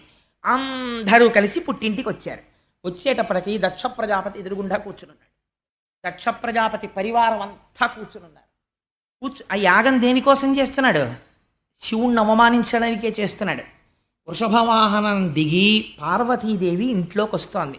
ఏ తల్లి అనుగ్రహం ఉంటే పసుపు కుంకాలు నిలబడతాయో, ఏ తల్లి అనుగ్రహం ఉంటే ఐశ్వర్యం వస్తుందో అటువంటి తల్లి నడిచి వస్తోంది తన కూతురై దాక్షాయణి అని పేరు పెట్టుకుని. లేవలేదు, పలకరించలేదు. పలకరించకపోతే ఆ తల్లి ఇంత కష్టపడి వెడితే కనీసం ఆ దక్ష ప్రజాపతి యొక్క భార్య, అక్క చెల్లెళ్ళు తప్ప, అన్నదమ్ములు తప్ప దక్షుడు ఏమ్మా వచ్చావా అని కూడా అనలేదు. ఇంత ప్రేమగా చూసే తండ్రి అమ్మ నువ్వు వచ్చావా అమ్మ రా అని అనలేదు. ఇది ఇక్కడ భర్తని నిందించాడు. తను వచ్చింది, అమ్మ వచ్చావా అని కూతురు మీద ప్రేమ చూపించలేదు. చాలా బాధపడింది. ఆ తల్లి వచ్చింది, పిన్నులు వచ్చారు, అన్నదమ్ములు వచ్చారు, పలకరించారు.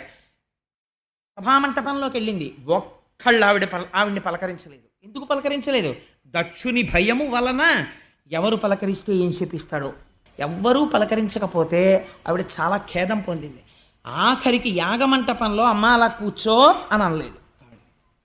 అనకపోతే మణిభద్రుడు అన్నవాడు చూశాడు. అమ్మవారు ఉగ్రమైన తేజస్సుతో చూస్తోంది, సమస్త బ్రహ్మాండములను కాల్చేస్తుందా అన్నట్లు. ఇప్పుడు చూశాడు. చూసి విచ్చుకత్తులు పైకి తీశారు. చంపి అవతల పారేస్తాం ఈ దక్షుడిని అన్నారు. అమ్మవారి కోపం. అమ్మవారు వారించింది, చంపకండి. అని పిలిచింది. దక్షుడు ఇలా రా అంది. వచ్చాడు, నిలబడ్డాడు. ఏమిరా నీ అహంకారం? నీ చిత్తం వచ్చినట్టు కూశావా పరమశివుణ్ణి పట్టుకొని? ఇప్పుడు చెప్తున్నాను నీకు ఒక మాట.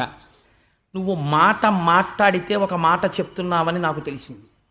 ఎప్పుడు మాట్లాడినా పరగచితాస్తి భస్మ, బూడిద రాసుకుంటాడు, భూతప్రేతాలతో తిరుగుతాడు, శ్మశానంలో ఉంటాడని కారు కూతలు కూస్తున్నావు శంకరుణ్ణి ఉద్దేశించి. నీ హద్దు నువ్వు తెలుసుకున్నావా? నీకెప్పుడైనా తెలుసా ఎందుకు తిరుగుతాడో? శివుడు పైకి ఎంత అమంగళంగా కనపడతాడో లోపల ఎంత మంగళకరుడో ఎప్పుడైనా విచారణ చేశావా? ఓరి చేతకాని చవట, శివుడే అంత అమంగళకరుడైతే ఆ వాక్పతి ముఖ్యులం మహాత్ము చరణ సరోజములన్ సమ్మతి దాల్పరే మస్తకంబులన్, ఏ చతుర్ముఖ బ్రహ్మ బొటనవేల్లోంచి నువ్వు పుట్టావో ఆ బ్రహ్మగారు పరమశివుడి యొక్క పాదరేణువుల్ని తల మీద చల్లుకుంటున్నాడు నాకు శక్తి రావాలని. బ్రహ్మగారిని చూసేనా నీకు బుద్ధి రాలేదరా? ఇంకా ఎందుకు మాట్లాడుతున్నావు? శంకరుడి గురించి తక్కువ చేసి ఎందుకు మాట్లాడుతున్నావు? శివ అన్న మాట నోటి వెంట వస్తే కొన్ని కోట్ల జన్మలలో చేసినటువంటి మహాపాతకములు దగ్ధమవుతాయి. అటువంటి శివనామాన్ని పట్టుకుని తక్కువ చేసి మాట్లాడతావా?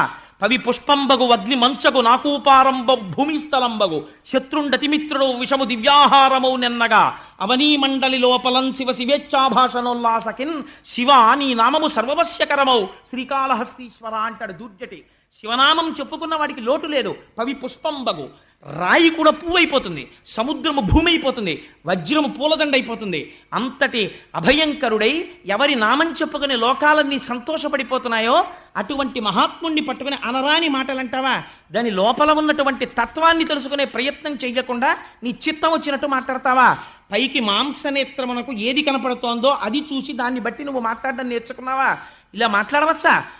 ఇదే నీకొక మాట చెప్తున్నాను. అసలు శాస్త్రమునందు సిద్ధాంతం ఏదో తెలుసా? ఆవిడొక మాట అడిగింది. ఎవడైనా సరే శంకరుణ్ణి నింద చేస్తే వాడి నాలుక పట్టి పైకి లాగి కొండ నాలుక వరకు కత్తితో కోసివేయవచ్చు. అటులు చేయకుంటివేని కర్ణరంధ్రములు మూసి వెడయవలయననుచు ధర్మదులు పలికిరనగా. అలా నీకు చెయ్యడానికి అధికారం లేకపోతే ఎదుటివాడి నాలిక కోసేయకూడదు, నాకు అధికారం లేదనుకుంటే ఉత్తర క్షణం ఎక్కడ శివనింద జరిగిందో అక్కడ చెవులు మూసుకుని బయటికి వెళ్ళిపోయి ఆ రోజు అన్నం తినడం మానేయాలి ప్రాయశ్చిత్తంగా. అలా చేయకపోతే వాడు అధమాధముడైపోతాడు. అలా మాట్లాడకూడదు శంకరుడి గురించి. నువ్వెందుకు మాట్లాడుతున్నావు ఇలాగా? నువ్వు దుర్మార్గుడివి, దుష్టాత్ముడివి. అందుకే శంకరుణ్ణి నింద చేశావు. జనుల జ్ఞానమునం భుజించిన జుగుప్సంబైన అన్నంబు సయ్యన వెళ్ళించి, తినకూడని అన్నం తినేశాడు. తీరా తెలిసింది ఆ పులుసులో బల్లి పడిపోయిందని. వెంటనే ఏం చేస్తాడు? నోట్లో వేలు పెట్టుకుని కక్కేస్తాడు. అలా నేను ఇవాళ ఒక నిర్ణయం తీసుకున్నాను. ఇక ముందు నేను ఎప్పుడైనా పరమ పవిత్రుడైన శంకరుడి సాన్నిధ్యంలో కూర్చునుంటే చూసిన వాళ్ళు దాక్షాయిని అని పిలుస్తారు. నీ దుర్మార్గుడవైన నీ కుమార్తెగా దాక్షాయిని అని పిలిపించుకోవడానికి నేను ఇష్టపడను. నాకు ఆ పేరు ఇంకా ఇష్టం లేదు. అందుకే నేనేం చేస్తానో తెలుసా? హేయభాజనమైన ఈ శరీరమున్ విడిచి భాస్వచ్యుద్ధి ప్రాపించదన్. నేను ఈ శరీరాన్ని వదిలిపెట్టేసి అగ్నిహోత్రంలో కలిసిపోతున్నానంది అని పద్మాసనం వేసి కూర్చుంది. పలకరించలేదు దుర్మార్గుడు. పద్మాసనం వేసి కూర్చుని అమ్మవారు ప్రాణ అపాన వ్యాన వాయువుల్ని నాభిస్థానమునందు నిలబెట్టింది. ఆ పైన ఉదాన వాయువుని తీసుకొచ్చి హృదయం మించి పైకి తీసుకొచ్చి కనుభముల మధ్యలో నిలబెట్టి ఇంద్రియములన్నింటిలోంచి అనిలం అనేటటువంటి అగ్నిని ప్రేరేపణ చేసి ఆ యోగాగ్ని ఎందు శరీరాన్ని దగ్ధం చేసి బూది కుప్పై కింద పడిపోయింది. కింద పడిపోగానే హాహాకారాలు మిన్నుముట్టాయి సభలో. మిన్నుముట్టి అరే రే రే రే కన్న కూతురు యాగశాలలో ప్రాణం విడిచిపెట్టింది, ఈ దురాత్ముడు బ్రాహ్మణుడు వీడు పలకరించలేదు కూతుర్ని అని ఆశ్చర్యపోతుండగా ఇంకా ప్రమథగణాలకి ఎక్కడ లేని ఆగ్రహం వచ్చి కత్తులు తీసి దక్షుడి మీద పడ్డారు. భృగువికి చాలా సంతోషం కలిగింది. ఎంత కాలానికి రా ఒక మంచి మాట, శంకరుడి భార్య మరణించింది అన్న ఆనందంతో వెంటనే హోమం చేసి అందులోంచి రుభులనబడేటటువంటి దేవతల్ని సృష్టించి రుద్రగణాలని తరిమి కొట్టించాడు. చాలామంది పడిపోయారు, చాలామంది రక్తం కారుతూ కైలాసం వైపుకు పారిపోయారు. ఈ విషయాన్ని నారదుడు వెళ్ళి చెప్పాడు శంకరుడికి. ఆయన ప్రశాంతంగా ధ్యానమగ్నుడై కూర్చునున్నాడు. కూర్చున్నవాడి దగ్గరికి వెళ్ళి చెప్పాడు నారదుడు, అయ్యా నీ భార్య విడితే దక్షుడిలా ప్రవర్తించాడు, నీ భార్య శరీరం విడిచిపెట్టేసింది, యోగాగ్నిలో దగ్ధం అయిపోయిందని చెప్పాడు. ఆ మాట వినేసరికి అంతే ఎక్కడ లేని కోపం వచ్చేసింది. ఇంత శాంతమూర్తి రుద్రుడైపోయాడు. ఒక్కసారి లేచాడు, పెద్ద వికటాట్టహాసం ఒకటి చేశాడు. పోతన గారు ఆ మాటలు అలాగే పడిపోయాయి అంతే ఆయనకి. అర్జుండుగ్రుడు నీలకంఠుడి దైత్యారాతి దష్టోష్టుడై ఆజ్యద్భూరి మృగేంద్ర ఘోషమున భీమ ప్రక్రియ నవ్వుచున్. ఆ నవ్వుకి బ్రహ్మాండాలు కదిలిపోయాయి. అటువంటి వికటాట్టహాసం ఒకటి చేశాడు. భీమ ప్రక్రియ నవ్వుచున్ విద్యుద్వహ్ని శిఖా సముచ్చయ జటన్ చెల్వొందు చించె జటన్. మిరిసిపోతున్న జటను ఒక దాన్ని ఊడబెరికాడు. ఊడబెరికి సజ్జక్రోధముతోడ పుంచి వేయిచన్ క్షమాచక్రమధ్యంబునన్. ఆ జటని తీసి నేలకేసి కొట్టాడు నిలబడి. కొట్టేసరికి అంతే, ఒక్కసారి ఆయనే సామాన్యమైనటువంటి తత్వం అండి. ఎంత సాత్వికంగా కనపడతాడో అంతటి ఉగ్రుడవుతాడు కోపం వచ్చినప్పుడు. ఆ రౌద్రాన్ని ఎవరూ తట్టుకోలేరు. ఓం నమో భగవతే సదాశివాయ సకల తత్వ విదూరాయ సకల లోకైక కర్త్రే సకల లోకైక హర్త్రే సకల లోకైక సంహర్త్రే సకల లోకైక సాక్షిణే సకల నిగమ గుహ్యాయ సకల లోకైక వరప్రదాయ సకల దురితార్తి భంజనాయ సకల జగద భయంకరాయ శశాంక శేఖరాయ శాశ్వత నిజావాసాయ నిరావాసాయ నిరాతంకాయ నిష్కలంకాయ నిష్ప్రపంచాయ నిస్సంగాయ నిర్మమాయ నిర్మలాయ నిర్గుణ విభవాయ సచ్చిదానందద్వైత పరమ ప్రకాశాయ పరమశాంత ప్రకాశాయ తేజోరూపాయ తేజో విభయే అని ఒక్కసారి ఆ చేతిలో చక్రాజ్జాయుధ భీషణకర సహస్రదంస్ట్రాకరాలవతన వికటాట్టహాస విస్ఫాటిత బ్రహ్మాండ మండల నాగేంద్రహార నాగేంద్ర వలయ నాగేంద్ర చర్మ ధర మృడ మృత్యుంజయ త్రయంబక సదాశివ పరమశివ నమస్తే నమస్తే నమస్తే నమః అంటుంది కవచం. అటువంటి భీకరమైనటువంటి స్వరూపంతో ఒక్కసారి ఆ ఉగ్రతతో కొట్టాడు ఆ జటని. ఆ జట పెట్టి కొట్టేటప్పటికే ఒక పెద్ద శరీరం పుట్టింది అందులోంచి. ఆ శరీరాన్ని చూసేటప్పటికే హడిలిపోయారంటే ఒక మోస్తరువాడు పలకలేకుండా. వీరభద్రావతారం అంటే అలా ఉంటుంది. అభ్రం లిహాదభ్ర విభ్రమ భ్రభ్రమ కృనీల దీర్ఘ శరీరమర, అటువంటి అంటే స్వరూపం. మిరిసిపోతున్నటువంటి జుత్తు, పెద్ద కపాలమాల ధరించాడు. వేసుకుని పెద్ద ఉద్వేగంతో ఒక్కసారి దూకాడు. దూకి శంకరుడి పాదాలకి నమస్కరించాడు. ఒక్కసారి బయలుదేరాడు. ఆ బయలుదేరినటువంటి శబ్దం ఎలా వచ్చిందంటే ఆ పరమశివుడి దగ్గరికి వచ్చి ఒకసారి ప్రదక్షిణం చేశాట. ప్రదక్షిణం చేసి ఆయన పాదాలకి నమస్కారం చేశాడు. తండ్రి నాకేం ఆనత అన్నాడు. పార్వతీదేవి శరీరాన్ని విడిచిపెట్టింది. అప్పటికి పార్వతి కాదు, సతీదేవి శరీరాన్ని విడిచిపెట్టింది. దక్షయజ్ఞాన్ని ధ్వంసం చేయి అన్నాడు. అనగానే ఆయన కాళ్ళకి ఉన్నటువంటి ఆ మణి మంజీరములు పెద్ద ధనులు చేస్తున్నాయి. ఆ ధనులు చేసేటట్టుగా ఒక్కసారి భీషణ ధనుల్ మెరయ, పెద్ద పెద్ద ధనులు వచ్చేటట్టుగా ఒక పెద్ద శూలం పట్టుకుని బయలుదేరాడు. ఎలా ఉంది ఆ స్వరూపం? ప్రళయతాండవం చేసి లోకాలన్నింటినీ లయం చేసేసే ముందు ఈ భూమండలాన్ని మోసేటటువంటి 4 ఏనుగుల్ని శంకరుడు తన త్రిశూలానికి గుచ్చి భుజం మీద వేసుకుని ప్రళయతాండవం ఎలా చేస్తాడో అలా బయలుదేరాడు. బయలుదేరితే ఆ ధ్వనితో ప్రమదగణాలన్నీ వచ్చేస్తున్నాయి. వచ్చేస్తుంటే యాగంలో ఉన్న వాళ్ళు విన్నారు ఆ శబ్దాన్ని. విని ఏమిట్రా ఈ శబ్దం, ఇంతకు ముందు ఎప్పుడూ వినలేదు, ఏం జరుగుతోందన్నారు. దక్ష ప్రజాపతి భార్య అనుకుంది ఉపద్రవం వచ్చేసింది, మా ఆయన చెయ్యకూడని పని చేసేసాడు అనుకుంది. ఇంతలోకి అక్కడ ఉన్న వాళ్ళందరూ అనుకున్నారు, ఒరే ఎటువంటి వాడరా మహానుభావుడు, అట్టి దేవుని ఈశ్వరు అభవు సద్గుణశాంద్రు అటువంటి వాణ్ణి రోషింపచేసిన మనకు కల్గునే మంగళములు పద్మ గర్భునకునైనా అటువంటి దేవుడు పిలిస్తే చాలు శంభో శంకర అంటే చాలు ప్రసన్నమైపోతాడు. అటువంటి వాణ్ణి రోషింపచేశాం, కోపం వచ్చేట్టు చేశాం. ఇక్కడండి ఒక పెద్ద రహస్యాన్ని దాచారు. శంకరుడికి రోషం రాదు, ఏం చేసినా రాదు. అలా వచ్చేస్తే జ్ఞానం ఎందుకు అవుతాడండి? భర్గతత్వం పోలేదు. మరి ఇక్కడ పోయిందా లేదా కోపం వచ్చేసి? ఏమండి మీరు అంత నూరేసుకు చెప్పారే ఇంతటిదాకా భర్గుడు భర్గుడు భర్గుడని, మరి ఇప్పుడు కోపం వచ్చింది కదా అని మీరు అడగచ్చు. ఇక్కడ వేదం ఏం చెప్పిందో తెలుసా అండి? పిల్లలు గాడి తప్పిపోతే పిచ్చ పిచ్చ మాటలు మాట్లాడడం మొదలెడితే, పార్టీలు కడితే, లేనిపోనిటువంటి విషయాల్ని తీసుకొస్తే ఈశ్వరుడి విషయంలో భగవంతుడు రుద్రుడవుతాడు. పిల్లలకి బుద్ధి చెప్పించవలసి వచ్చినప్పుడు అమ్మవారు శివా విశ్వస్య భేషజీ, పిల్లలకి ఒక రోగానికి ఓ మందెయ్యాలనుకుంటుంది. ప్రశాంతంగా కూర్చున్న తండ్రిని రేకెత్తిస్తుంది. అప్పుడు ఆయన ఏమవుతాడు? శివుడు రుద్రుడవుతాడు. అప్పుడు ఎవరాపలేరు, అప్పుడు అనుభవిస్తాడు. ఆ రుద్రుడై వస్తాడు. వస్తే ఏమైంది? వీరభద్రుడు ఉదయించాడు. అసలు ఆయన రానేలేదో జటెట్టి కొట్టాడంతే. ఇంకా ఆయనే వస్తే ఎలా ఉంటుందో ఆలోచించండి. కొడితే అందులోంచి వీరభద్రుడు పుట్టాడు. కాబట్టి ఇప్పుడు మళ్ళీ ఎవరాపాలి? మళ్ళీ ఆ రుద్రుణ్ణి శివుడు ఎవరు చేయాలి? శివా రుద్రస్య భేషజీ, మళ్ళీ ఆ రుద్రుణ్ణి శివుడిగా ఆవిడే చెయ్యాలి. ఎక్కడ చేసింది? లోకోపకారానికి హాలాహల భక్షణంలో ఆవిడే మళ్ళీ పిల్లల్ని రక్షించడానికి హాలాహల భక్షణం చేయించింది. ఇది అమ్మవారి యొక్క శక్తి. ఈయనతో వీళ్ళకి బుద్ధి చెప్పించాలి అనుకుంది. అందుకు వెళ్ళింది ఆవిడ. మొగుడి మాట వెనక వెళ్ళడం కాదు, వీళ్ళకొక బుద్ధి చెప్పాలి దక్ష ప్రజాపతికి. లేకపోతే ఆవిడికి తెలియకపోవడం ఏంటండి? వెళ్ళి ఆవిడ శరీరం వదిలిపెట్టింది ఇప్పుడు, కానీ లేవడు రుద్రుడు కాడు. ఆవిడ ఎప్పుడు శక్తి స్వరూపంగా అయ్యవారితోనే ఉంటుంది. అంతే వీరభద్రుడు వచ్చేశాడు. వచ్చేసి యజ్ఞమంటపాలన్నీ పడగొట్టేశారు. ఎంత గొప్ప యజ్ఞధ్వంసమో! భృగువు దగ్గరికి వెళ్ళాడు నందీశ్వరుడు. ఏమిరా నువ్వేనా ఆనాడు సభలో శంకరనింద జరుగుతుంటే ఇలా ఇలా కళ్ళెగరేసిన వాడివి నువ్వే కదా, ఇప్పుడు అనుభవిస్తావు దానికి శిక్ష అని గడ్డం కింద ఎడంచెయ్యేసి పట్టుకొని ముంజికాయని బొటనవేలు పెట్టి పైకెత్తేసినట్టు బొటనవేలుతో 2 గుడ్లు ఉత్తరించేశాడు. 2 కళ్ళు ఊడి కింద పడిపోయాయి. పడిపోయిన తర్వాత ఆ మీసాలు గడ్డాలు పట్టుకుని పీకేశారు పూర్తిగా. మీసం ఊడిపోయింది, గడ్డం ఊడిపోయింది. నెత్తురోడుతూ కింద పడిపోయాడు కళ్ళు కనపడకుండా. పూష అనబడేటటువంటి సూర్యుడున్నాడు, ఆయన దగ్గరికి వెళ్ళారు.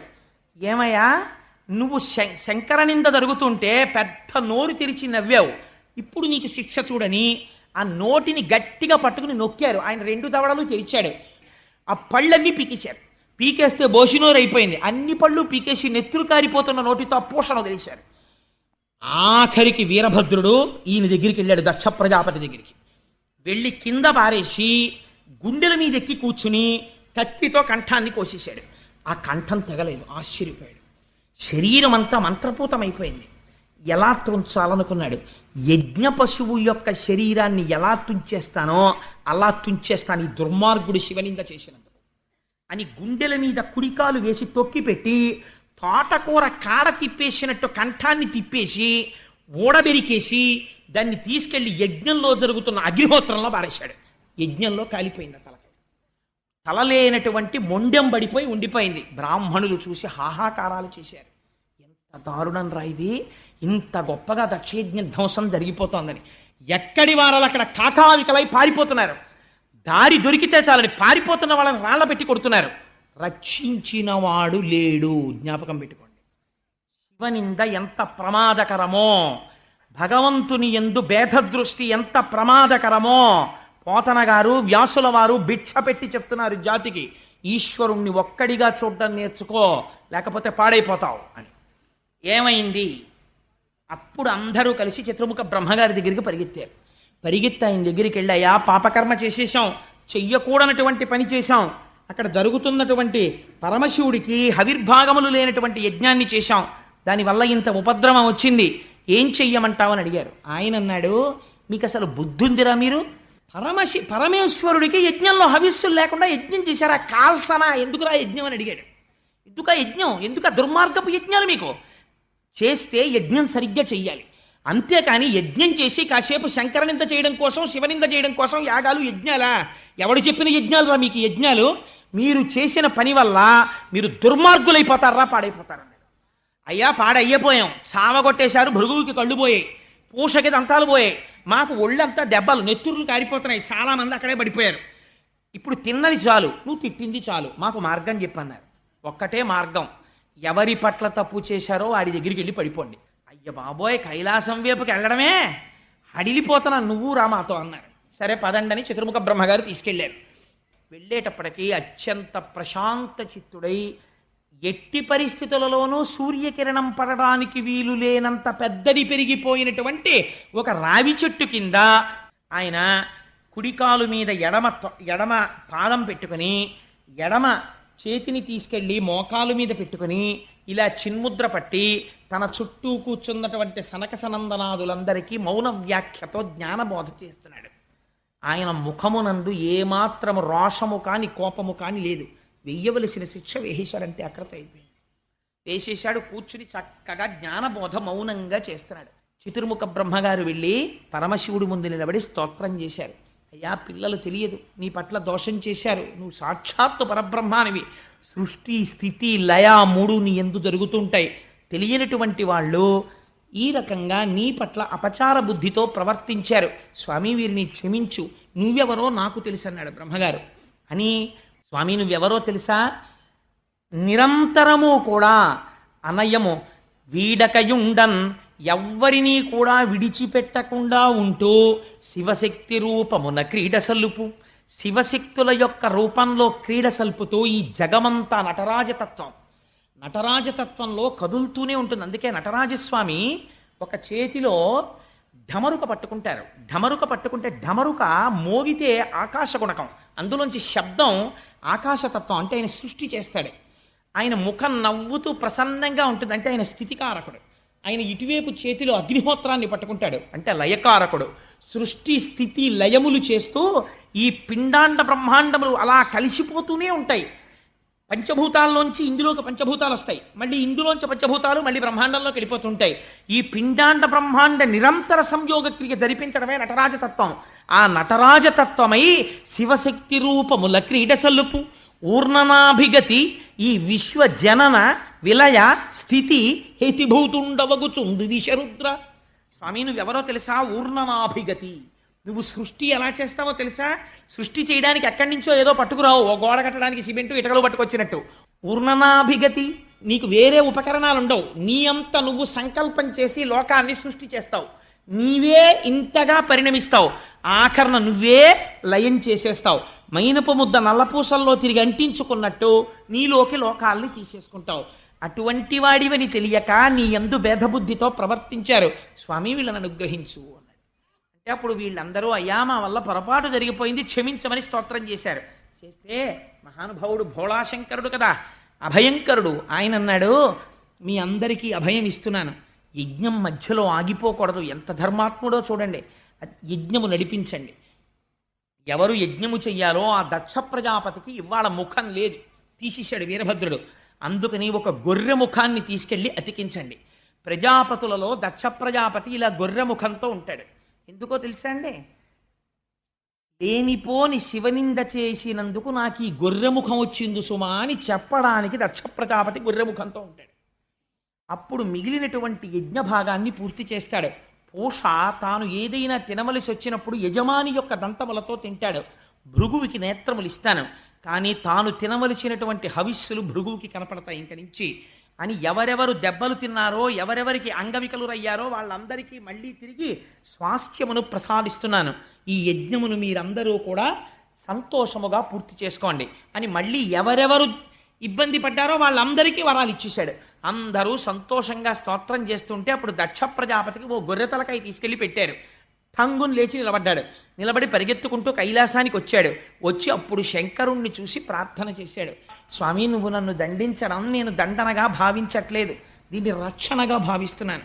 దీని వలన ఇంకా భవిష్యత్తులో ఎప్పుడూ ఎవ్వరూ ఇటువంటి అపరాధములు చేయకుందురుగాక, అందరూ తెలుసుకుంటారు. అందుకని నువ్వు నన్ను రక్షించిన వాడిగా భావిస్తున్నాను, స్వామి నన్ను మన్నించు అని నమస్కరించాడు. సరే వెళ్ళి ఆ యాగాన్ని పూర్తి చెయ్యి అన్నాడు. ఆ యాగం పూర్తి చెయ్యడానికి వెళ్ళిపోయారు. పోతనగారు అంటారు, అంటే రాగద్వేషాలు లేకుండా ఉన్న సత్యాన్ని ఉన్నట్టు గ్రహించడానికి యథార్థ బుద్ధితో నిష్కల్మష చిత్తంతో కూర్చుని విన్నటువంటి వాడు ఎవడున్నాడో అటువంటి వాడికి ఆయువు ధనమును కల్గును. ఏదైనా రోగాలు వచ్చి వాడికి అపమృత్యు దోషం ఉంటే అటువంటి అపమృత్యువు పోయి ఆయుర్దాయం నిలబడుతుంది. దరిద్రుడైన వాడుంటే వాడికి ధనము కలుగుతుంది. వాయును దుఃఖములు తొలగు భవబంధములున్, వాడికి ఉన్నటువంటి సంకటములన్నీ తొలగిపోతాయి. తొలగిపోయి చిట్ట చివర వాడికి ఉన్న భవబంధములు నశించి ఎవరు దక్షయజ్ఞ ధ్వంసమును వింటున్నారో అటువంటి వారికి తుట్టతుద ఊపిరి తీస్తున్నప్పుడు ఈశ్వరానుగ్రహం కలిగి వారు శివనామము చెప్తూ కైవల్యమును పొందగలరు. అటువంటి గొప్ప ఫలితాన్ని దక్షయజ్ఞ ధ్వంసమునకు ప్రకటించారు. అంత గొప్ప ఆఖ్యానమై తర్వాత అప్పుడు వెళ్ళి యజ్ఞాన్ని పూర్తి చేసి శ్రీమన్నారాయణుణ్ణి స్తోత్రం చేస్తే అప్పుడు శ్రీమన్నారాయణుడిగా ప్రత్యక్షమయ్యాడు. ఇప్పుడు చూడండి, ఒక బ్రహ్మమే శివుడిగా కనపడుతుంది, ఒక బ్రహ్మమే విష్ణువుగా కనపడుతుంది. అప్పుడు మళ్ళీ శ్రీమన్నారాయణుణ్ణి స్తోత్రం చేసి స్వామి నువ్వు యజ్ఞ భర్తవి, యజ్ఞభృత్ యజ్ఞకృత్ యజ్ఞీ యజ్ఞభుక్ యజ్ఞ సాధన అని ఆయనకి నమస్కరించారు.